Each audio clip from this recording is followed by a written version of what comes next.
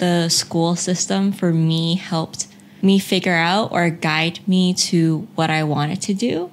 But I also do understand that for other people, it may not work the same. And looking back on it, I think I would have appreciated kind of being exposed to more alternative career paths or alternative learning paths, right? Sure. Because I think it wasn't until I reached undergrad or even my master's degree where I kind of met more people where, oh, hey, they didn't do the traditional schooling that I did, but they're also doing something really cool.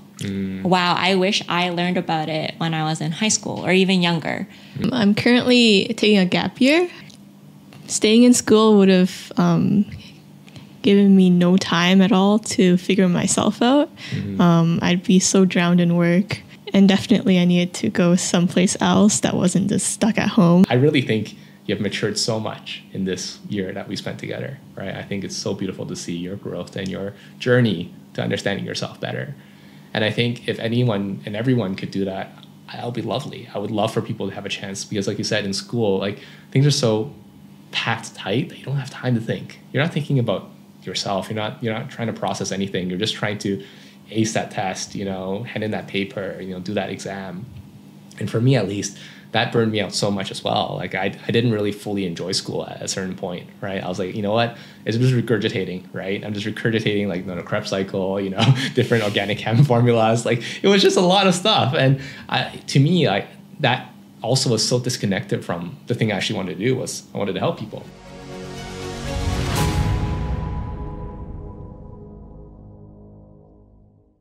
So, welcome to the Level Up With Us podcast, where we talk about amazing perspective shifts that we've had throughout our lives on different topics so you can understand that there's more than one way to look at something and really have a really good discussion about what it means to change our mind on topics that we thought were so important to us back in the day.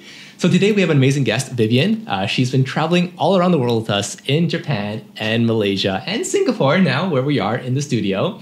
And we're here to talk about the amazing perspective shifts that we've had on school. And I think this is going to be a really interesting topic because we have just so many different takes on it. We have someone who's in school. We have someone who is doing the highest level of schooling. Someone who didn't go to school or dropped out. So I think this is really interesting. And let's start off with Vivian. Can you introduce yourself a bit? Who are you? What are you doing right now? And what does school mean to you? Hello, I'm Vivian.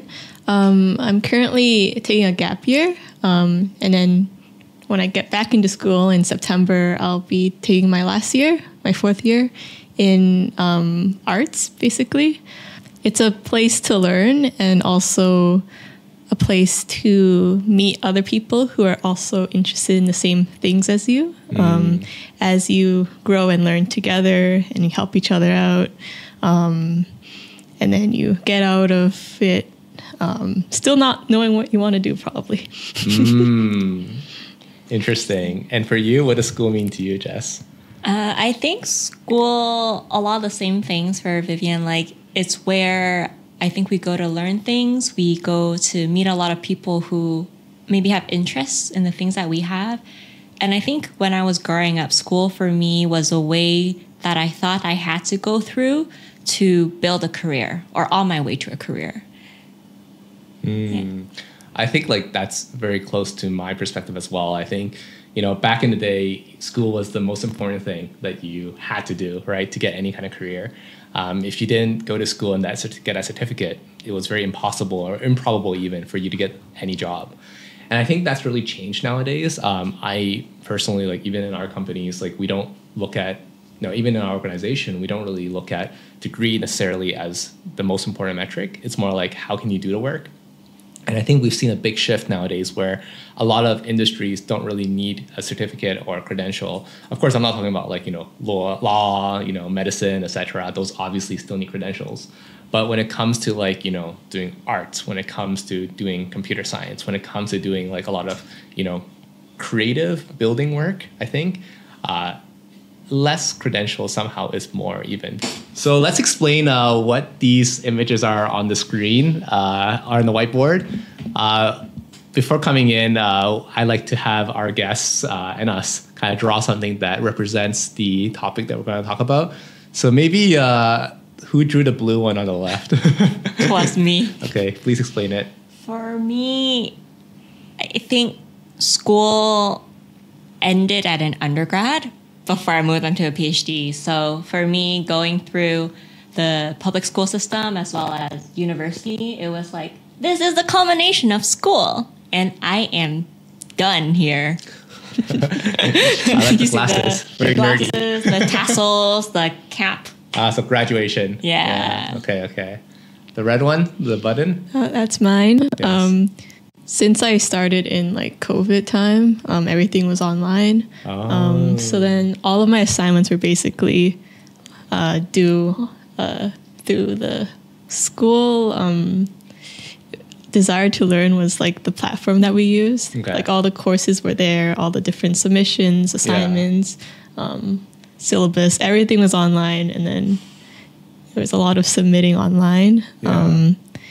You guys use Discord, right? For like school communication. That's wild. For some of the classrooms, Yeah. the prof would just create this Discord server, and then you could ask questions and they would respond there. That's awesome. But there were a lot of like quizzes that were online as well. And then there were different ways of going through school since the pandemic. And then a lot of late night submissions at 11:59 p.m. So that's mine. Oh, yeah. Okay, thanks for sharing. And yeah, I wrote to school for cool. I don't know if that picks up on the camera, but yeah, I think it was a joke that Vivian was saying. Because she was like, you're too cool for school. I'm like, too school for cool. I don't know. It's just funny.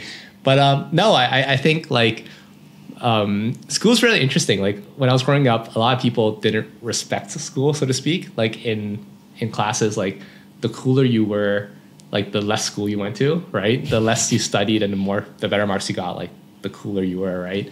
I think that was actually very detrimental for my schooling kind of studying career because I ended up building a lot of bad habits with school. I didn't really enjoy studying as much as I could have because I thought it wasn't cool, right, to study.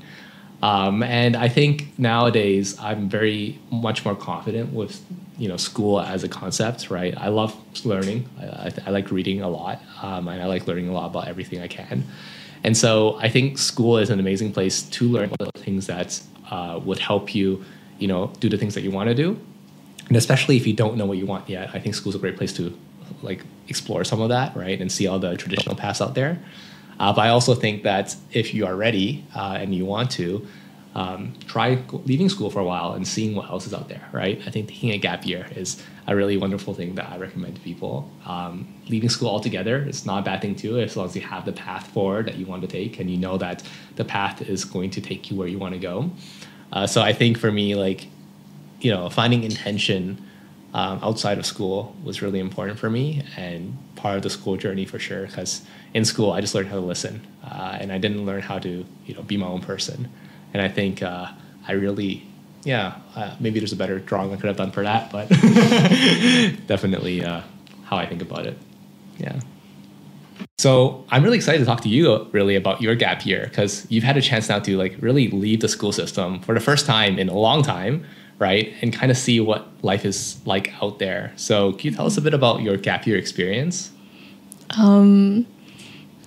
For starters, I know it's like a weird time to take a gap year between your third and fourth. It's usually like when you get out of high school, then you take a gap year before you go into like your post-secondary. But I didn't expect to take a gap year at all. I just wanted to go through all of it. And then, I needed a break in terms of I was really burning out near the end of my last school year. And I thought I could just regain all my energy during the summer break. But then I realized as school came nearer and nearer, I needed more time. So then I just took a break. I didn't know how long, maybe just the first semester, but then I ended up being both semesters. And then, I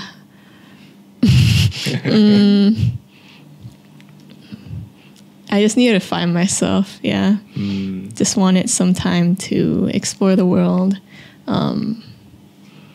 and I didn't know when I would go back to school. It was still very scary for me. But now it's April and I have a few more months before September, but I think it's finally time to go back just to finish it off. Just one more year. So is that how you're anchoring it? Like, oh, it's only one more year, so that's why it's okay to go back? What if it was 2 more years or 5 more years? What would your perspective be? I guess it would depend on how badly I want that degree. I am anchoring it on there's just one more year left. Let's just get it over with. But I do miss my program. Okay. I have a lot of good professors there. Yeah, I feel a little missing out on that. Do you feel like your feelings towards school have changed over your gap year? Because I know in the beginning you mentioned that school was somewhere for you to learn and to be around people who share similar interests. So then after the gap year, has that changed in any way?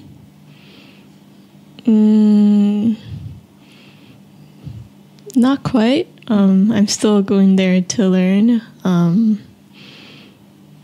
I guess I'm a little worried about like how I haven't been doing any like assignments and like working all night and stuff. So I wonder how I'm gonna adjust back to that kind of lifestyle.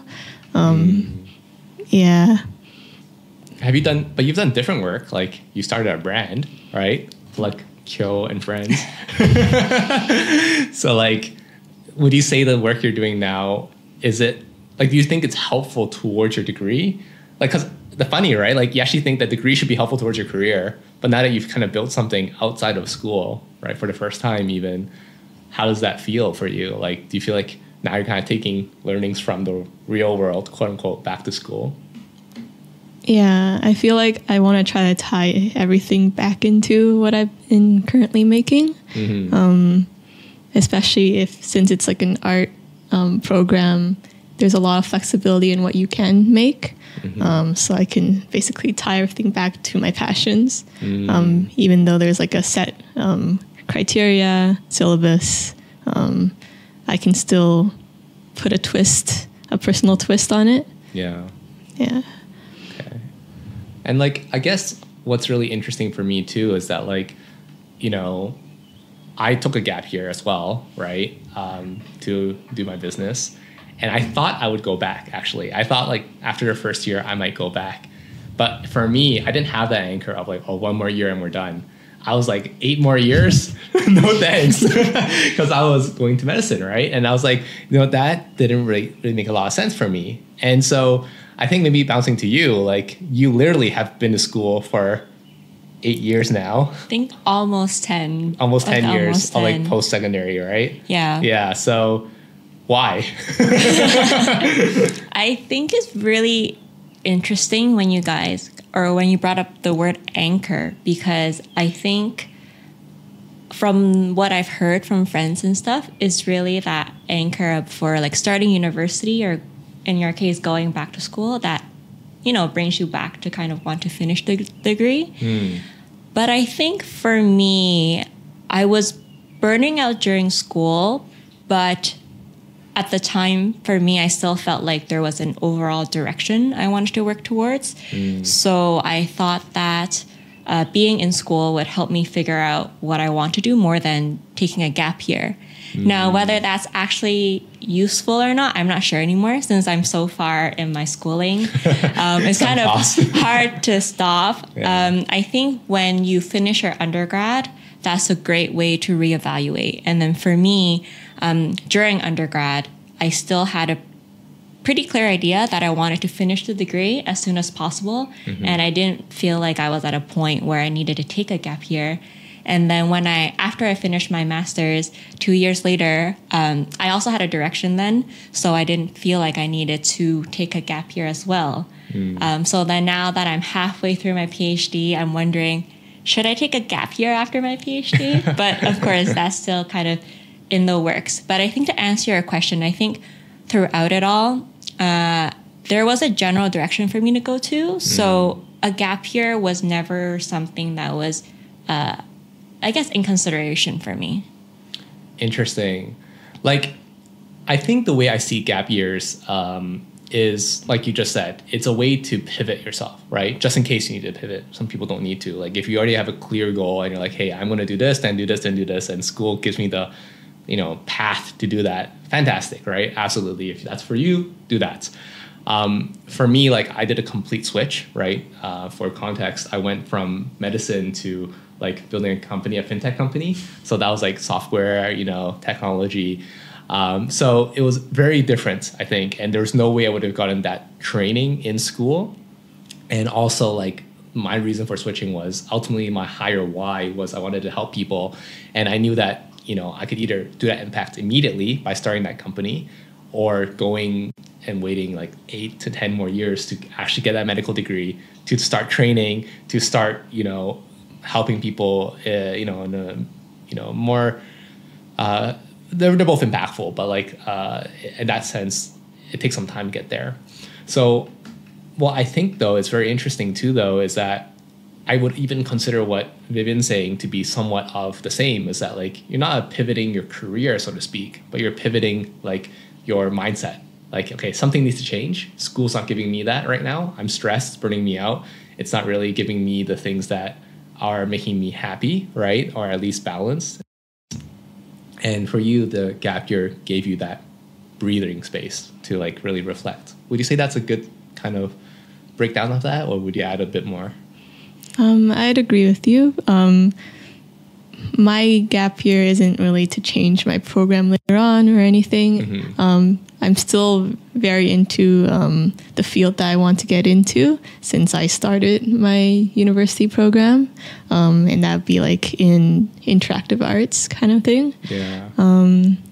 So it's more like just gaining experiences outside of school before going back in, and then doing the same things I learned outside, but just with that degree, more credentials, more connections from profs and whatnot. Yeah. Like, I'm curious, like, so let's say you didn't do that gap year this year, right? You graduated and then did the gap year. What would change? Like, do you foresee anything different, like having a degree and going out in the world and not having a degree? Because I have a very interesting thought on that. If I didn't take this gap year, then I probably wouldn't have thought of working outside of Canada, because I've been traveling a whole bunch with Conrad, going all over the place. And that has made me broaden my horizons and think, oh, I can work not in Canada. I can go to Asia, and it's been really nice here as well. So if I didn't take the gap year, I would probably be looking for jobs in Canada, probably not really leave my hometown. Okay.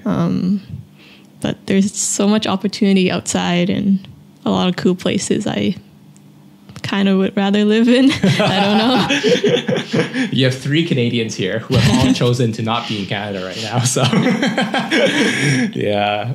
Okay, I get it. I actually wanted to add one thing too, because one thing I noticed when we were traveling was, when we shared about your story, right? That you're in your last year of uni, right? Or about to enter last year, and took a gap year to kind of explore and, see what the world's all about. I think you got a lot more credit and clout for that. I think a lot of people be like, wow, that's super cool. How do we support her? Right? I do see that, but also in a sense, I feel that because I still have something back in Canada that I need to do, it's kind of hindering me. So everything is very short term. It's not something that they'll think, oh, you can work here now because you're done your school. You can stay here. I see. It feels like something temporary, something that it won't last long. It's just an experience before I go back to Canada to finish my degree. I get it. Yeah, I didn't see it that way. Yeah, thanks for sharing that. Absolutely, I think that's probably something that worked against you as well, right? On one hand, they might give you something really cool to work on, right? Because okay, this person probably has different skill ceiling that you can check out. But definitely longevity wise, how much can they give you without worrying that hey, you know what, she's not going to be around too long and can't help us too long. Interesting. I think it's very admirable whenever I hear about people taking gap years, because I think it is definitely a decision to decide to kind of put kind of most things in life on pause, right? And then to kind of jump into doing something that you're not sure how it'll turn out. And even more to you for like doing it during your third year. I think for me, it makes a lot of sense for, I guess, students or anybody to take a gap year after they finish a certain chapter of their lives, right? So I think it's really inspiring that you recognize that you yourself needed that break and you were kind of giving yourself that space to do it. And I don't think a lot of people are self-aware to that point. Like looking back on it, I'm wondering, would I have felt better or would I feel more reassured in myself if I had taken a gap year during my undergrad or during my master's even, right? But I think my mindset towards it was, why don't I just finish this? Like, let me finish this and then I will decide after. Yeah. And then just a thought that, hey, if overall the general direction works, why don't I just stick with it?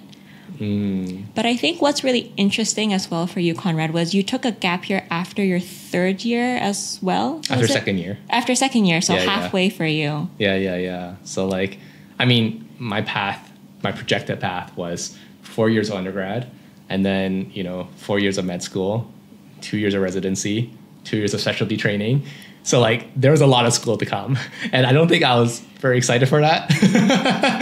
So I think obviously I didn't just leave without any kind of contingency plan. I think when I left, I had already built up a certain foundation. I had started a company already. We had figured out some things. We had gotten funding. Like there's a lot of things that were going well that I was like, okay, this is something I can try for a year. And if it doesn't work for a year, then I'll go back to school, right? And I even went to the registrar and I was like, hey, you know what? I have this really cool opportunity. I don't think I'll see this again.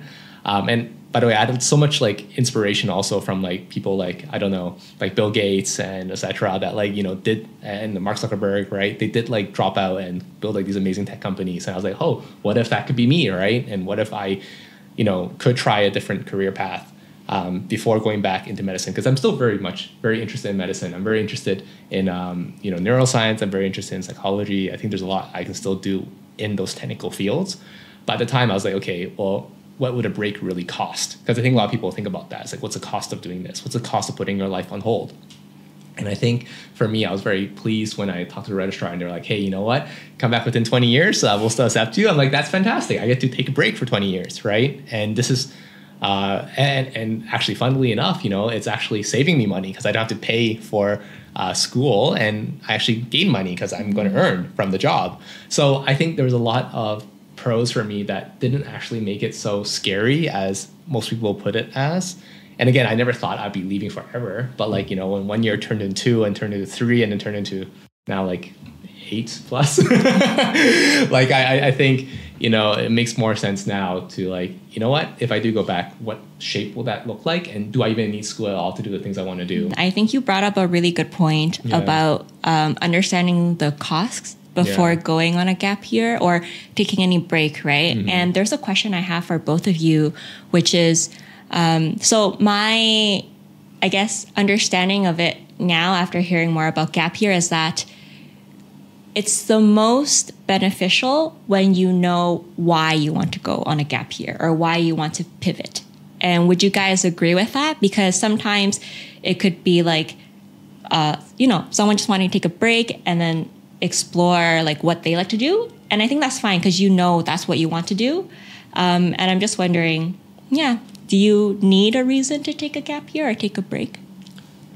Well, I think I'll start a bit and then I'd love to hear what Vivian had to say too. But I think like for me, I was very measured in my approach, right? And again, I don't think everyone can be that measured. I was very fortunate to have a lot of things go well in my favor. And I was very lucky, I think, first and foremost. A lot of things, I attribute a lot of things to luck, right? Obviously, there's a certain skill to get the opportunity and take that. But I think I was very lucky. I was right place, right time. And I had the, really good mentors that brought me to a good place. So, I had the privilege of being able to make a decision that was very well measured and saying like, hey, you know what are all the dangers of taking a gap year? I even had like a whole list that I put down. I was like, okay, I'll delay the whole process by one more year. I'll be a doctor at 31, right? Versus 30. What does that mean? What will that change? How will that affect my doctor career, right? And then I looked into like my whys, right? I want to help people, right? These are all the ways I could help someone as a medical doctor. What are all the ways I could help someone if I, had a company, if I had more capital, right? If I was able to do certain XYZ things, right? What does this career path give me that this other career path doesn't? There's also something very interesting which I considered, which was, if I do well in the business, I might get an honorary degree, right? And an honorary degree, I can go back into graduate school and actually save 2 years on undergrad, right? So like that could be very interesting, right? Or maybe I take these 2 years off, but then I go to like, Europe or something where they don't need undergrad and I can go straight into medical school. Like there's a lot of considerations I had, which was like, and even that process of planning, I had my eyes open and that like, there were so many ways I could do this, right? It didn't have to be locked into one avenue. Now, am I saying that for people who don't have a solid, very clear breakdown of everything they could do and not do, don't take a gap year? I'm saying no, right? Because I think Vivian's a great example of like, hey, shit's like overwhelming, shit sucks, let's get out of here, right? But what I think you should strive to get, and I would love to hear what she has to say on that, is that I think when you do take that gap year, try to put yourself in positions that would help you move towards overcoming the challenge that you wanted to solve when you left.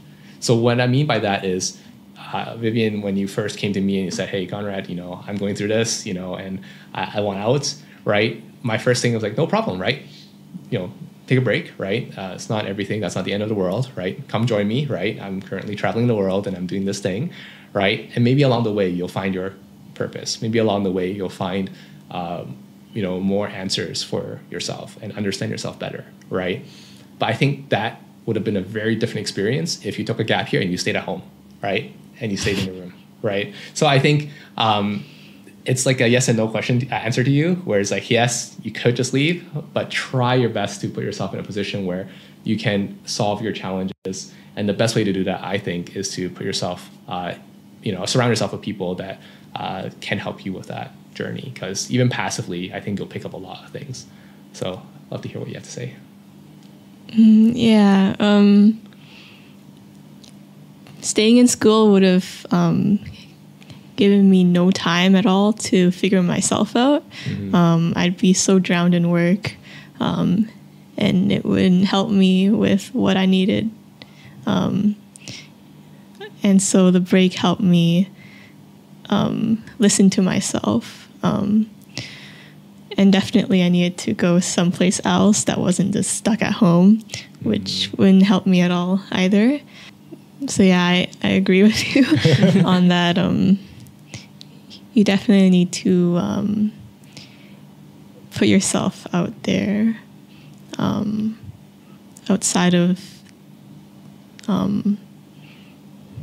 just getting out of school. There's more to it.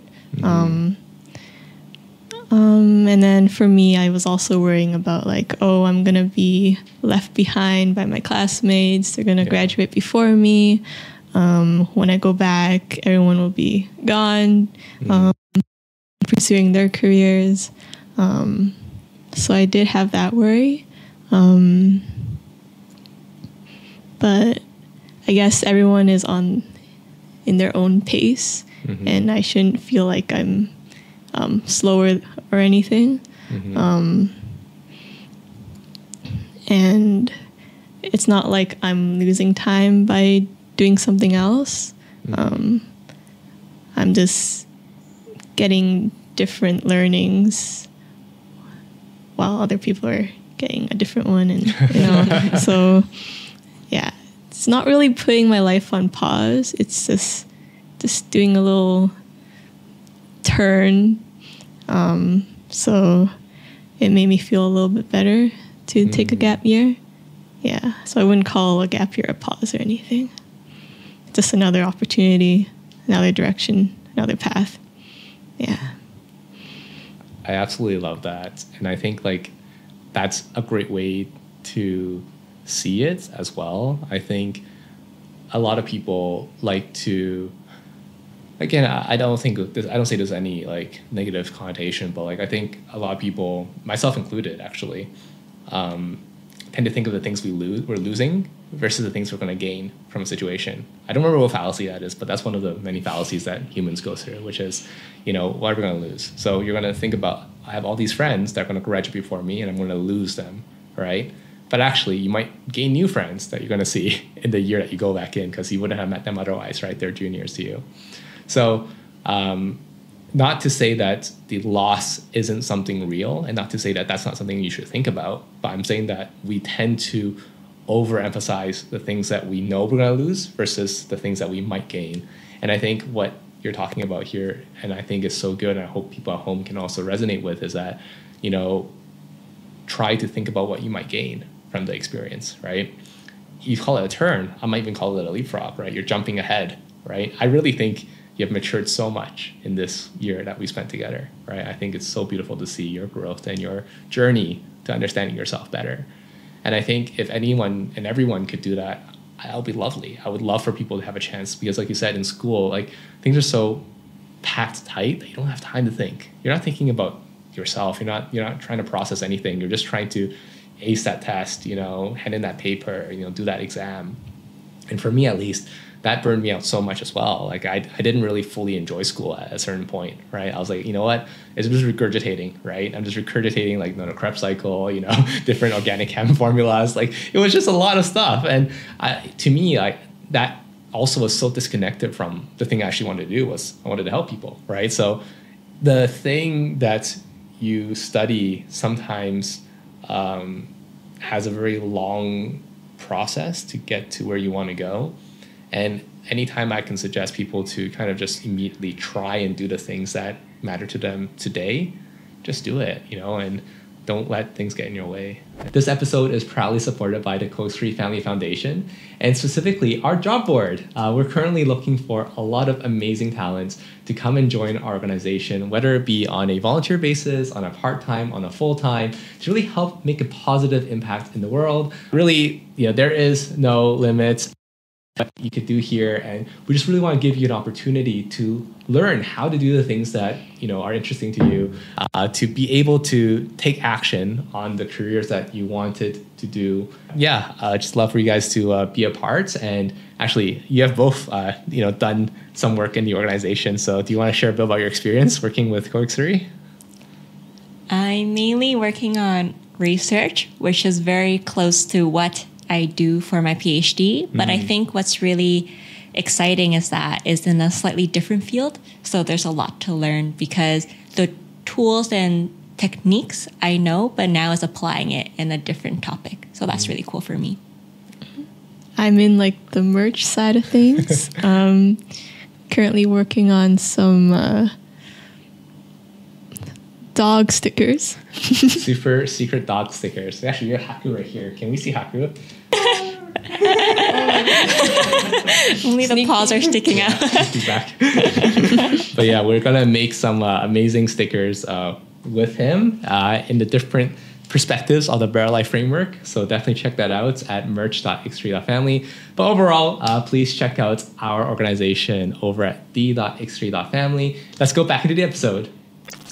Yeah, so actually, Jess, I'm really curious for you, right? You have taken this path to getting a PhD. And when I first met you, you mentioned that you took the PhD because you looked at a lot of the job descriptions that was out there, job postings, right, for the position that you wanted.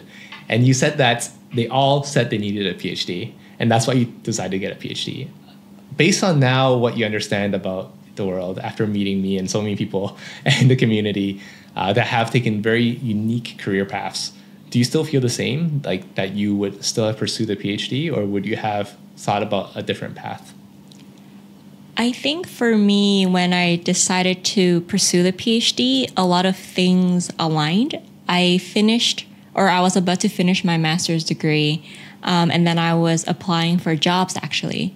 So I actually didn't plan on doing a PhD, but like you mentioned, as I was applying for jobs, it did require a PhD, and I think it's necessary for those jobs. Because after going through a PhD for 2 years, there are skills and tools that you do learn and pick up through a PhD that would be helpful for those jobs. But while I don't think I would necessarily take a gap year, I think it's worth considering either taking internships or taking a year off to work, maybe towards those positions to see whether I actually enjoy working in that field. So I think it's something that if the opportunity came to me, I would consider taking that, opportunity to kind of not go to school and get that experience. But because I did decide to do my PhD, I think it was also good in its own way, because then I got to know more about what research is really like and what academia is really like. I think if there was an opportunity, I think it would be worthwhile to take some time to try out what actually working in that field or industry would mean. But at the same time, because I am in the sciences, and then a lot of times your skills build on top of each other for academia. Absolutely. And then the more you learn and the more practice you get, you actually ideally get better at it. So I think in this sense, kind of staying on the academia track, it wasn't not beneficial for me in that sense. Once you get your PhD, you're going to put doctor on your name, right? And that's going to be something that you're very proud of. Certainly, you spent a lot of time into that. But what does it mean beyond that? I think what I've heard from a lot of graduates, I don't know it firsthand yet because I don't have my PhD, but what I understood from what they explained was that you get the PhD to kind of understand how do you do research, how do you start a research project, how would you run experiments, how would you gather a group who would all work on different parts of a project or experiment, and then kind of put it together. And then I think, and then also how do you, I guess, frame a research project and make sure you do all the necessary, I guess, experiments or activities that you need to do to get to your answer. So I think in that case, during your PhD, you get a lot of practice with that, kind of framing questions and kind of understanding what you need to get to the end product. Sure. And you also get a lot of practice with reading a lot, writing a lot. If you know, the science papers are really lengthy sometimes, and there's a lot of information in there. It does give some, I guess, evidence to other people that, hey, I did have these 4 to 6 years of training in this. Sure. Yeah. I think one thing that we keep coming back to, and I'm really excited to kind of identify this, is that I think that there's actually the Better Life framework inside school. Let me explain what that means, right? When we were first discussing that, hey, we went to school because we had to, right? It was hey, the path that's been laid out for us.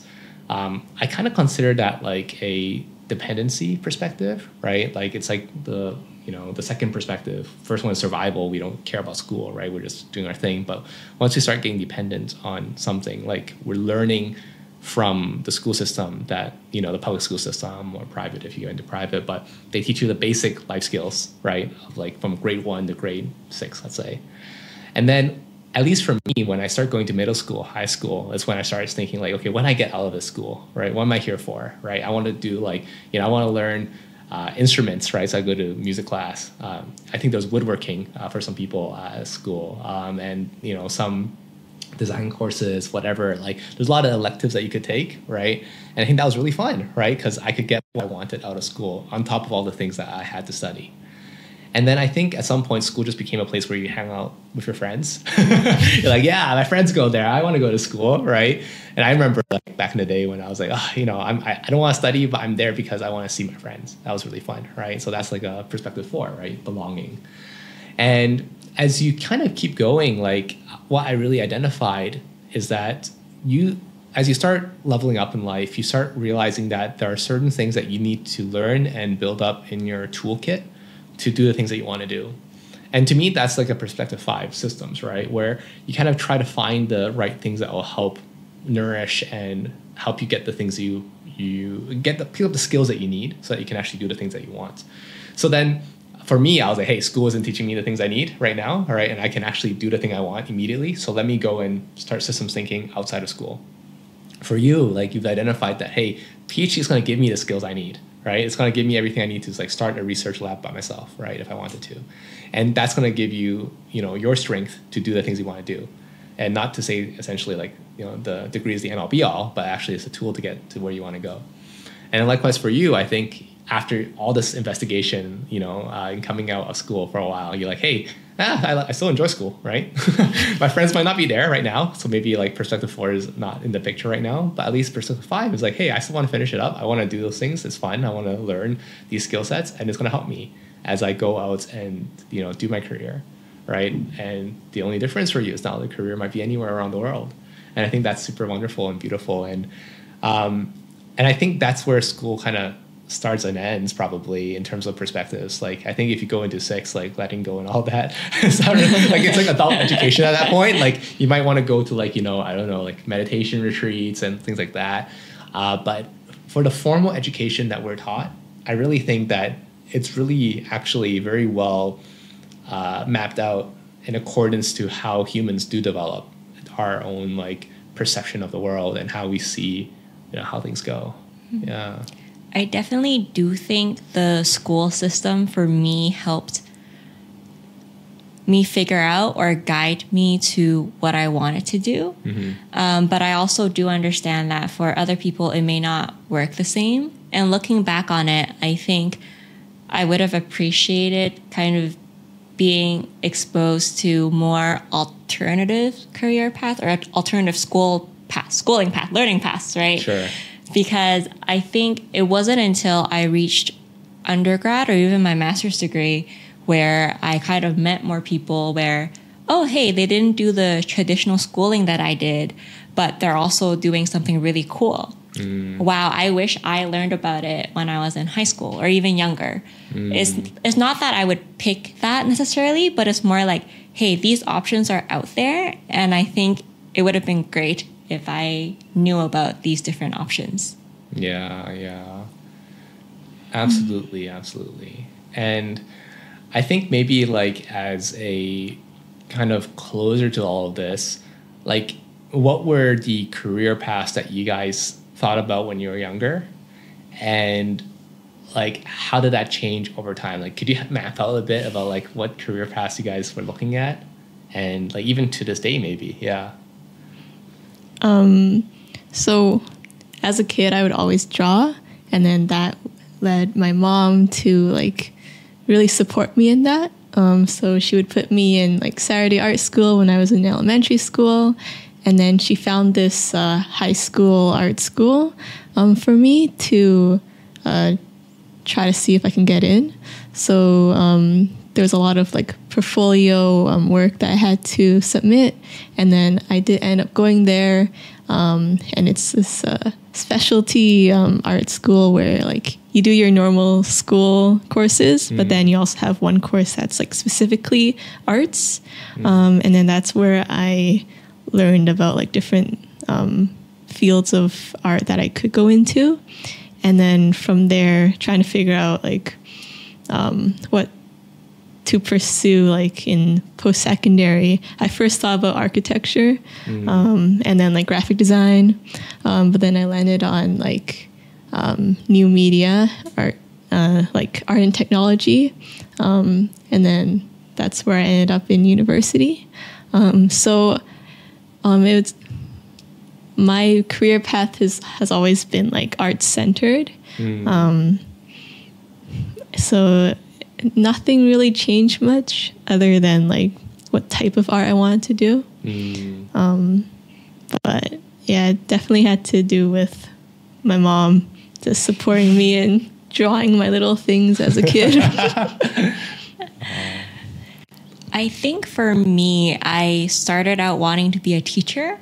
I have this memory of me collecting all these workbooks and like ripping them out being like, I want to photocopy this for my students in the future, and just keeping all of them. But cool. Then because when I was younger, I watched all these Hong Kong TVB dramas with my mom. So whenever a different character came on, I would want to be that. Like I wanted to be a flight attendant, and then I wanted to be a chef. And then I think the last one I ended up on was wanting to be a doctor. But then when I did a week-long exchange program thing during high school, I realized that a doctor wouldn't get me where I wanted to be because I could only help so many people in one day. Yeah. Now, some people could say like right now, doctors can also do research, but that's another story. But my traditional understanding of a doctor was that I wouldn't have as wide of a reach as I thought I would. Yes. But then as I graduated high school, I was more healthcare and life sciences oriented. And then it's just been very much healthcare and life science oriented as I had gone through undergrad, master's, and then now my PhD. So I think in the end, I'm pretty happy with where I am because I think looking at health, exercise, and a lot of medical care was what I was, interested in when I was younger. And I'm glad that I'm still doing that today. That's lovely. Wow. Yeah, I can resonate a lot actually. And so I think my journey started similar, like whatever I saw on TV that was really cool, I'd want to be, right? I think doctor, lawyer, policeman,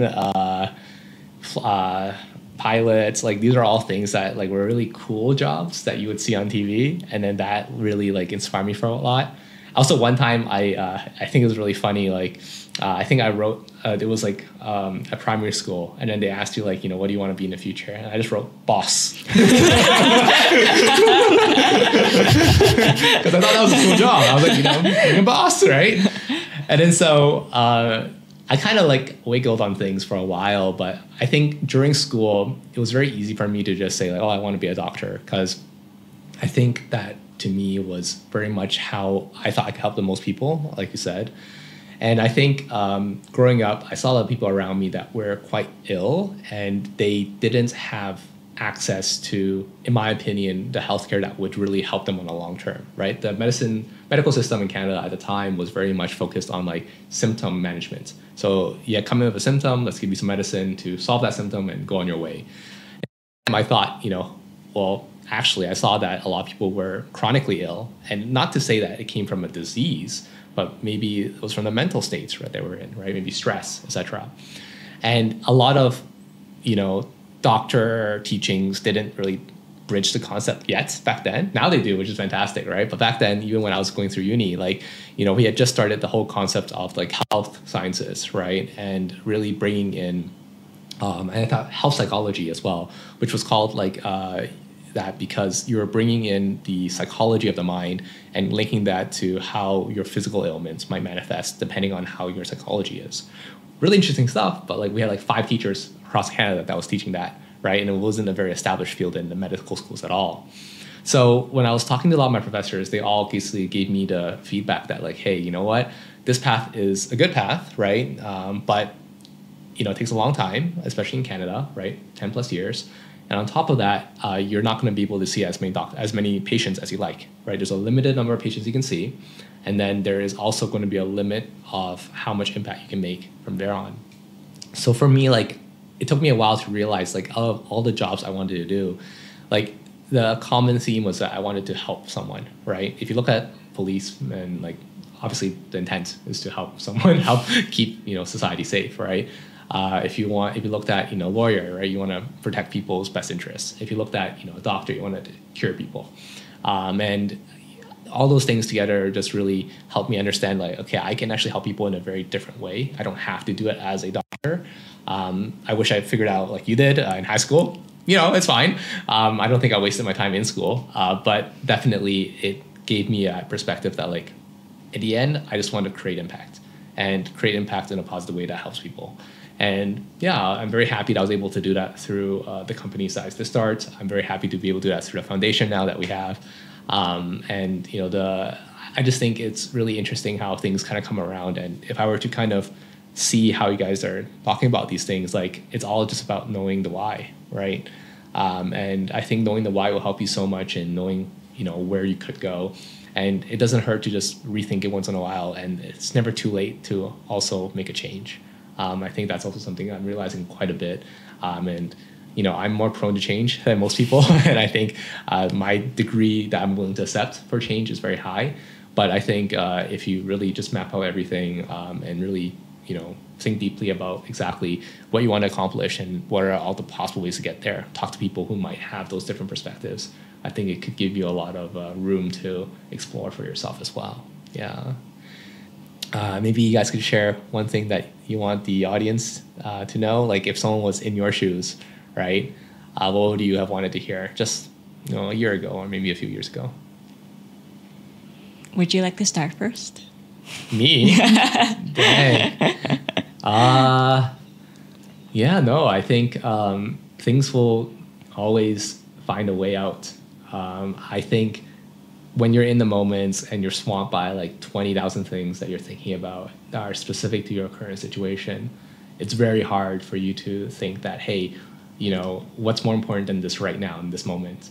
And I think for me, what I've learned a lot is everything seems important until you leave the situation. And then nothing seems important anymore about that. Like think about the things that you cared a lot about like 10 years ago, right? Or even more than that if you're a bit older, right?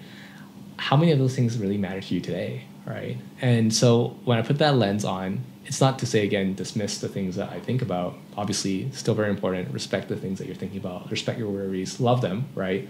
Because they are worries. They're real to you, and I don't want to diminish that. But when you have the chance, think about like what else could the situation look like, if not from your current lens right now. Like if you're sitting in the middle of a battlefield, it's gonna look like everything sucks to you, right?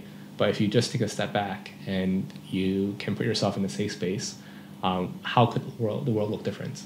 And I think that's to me like a lot of the foundation now of how I think about the life and what makes me much more happier. Yeah.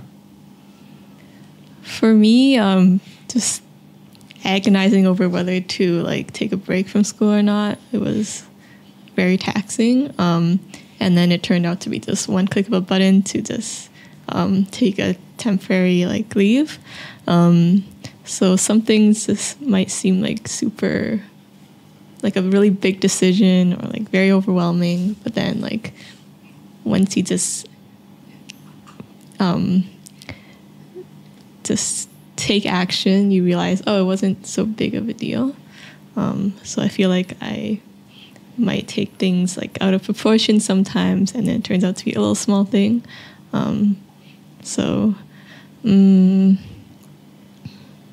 Yeah, just take that step forward, and then you realize, oh, I can do it. Yeah. Amazing. I think for me, related to what Vivian said about taking action, but I think for my case, it was that I knew there were some things I should be working towards, but then I also knew that it wasn't, not everything felt satisfying for me, and I wasn't content. And I think what I would like to have known then was that it's would help if I can go out and ask other people about their experiences, because I had this tendency to kind of think and be like, oh, what if I like this? What if I like that? But I wouldn't actually know, what it was actually like. So I think for me, it was if somebody told me that it's okay, like it's not a decision that you have to like pivot right away, but it could be really helpful and beneficial for you to kind of ask around and see like, hey, what is your life like? What is it like doing this? And then just get more information about it instead of creating stories in my head about what it could be. Absolutely. And I think that's a fantastic way to wrap all this up, is that we all are very talented at creating stories and narratives in our heads. And as long as it's a positive narrative, go ahead, right? Use it. Absolutely. Like, I think if you're building a positive narrative, right, and it's driving you forward, use that. But the moment that narrative doesn't serve you, I would sincerely, suggest to take a look at it, right? Ask it questions, right? Be kind to it. It's still part of you, right? It's a narrative that you created. But ask it, what do you want to accomplish, right? What is actually the situation that we put ourselves in? And the answers might be very different than you think. Just one click of the button. So with that, I think thank you guys so much for joining us. Thank you for joining us at home. Let us know what your relationship with school is like down in the comments below. And I'll see you guys next week. Bye-bye. Bye-bye.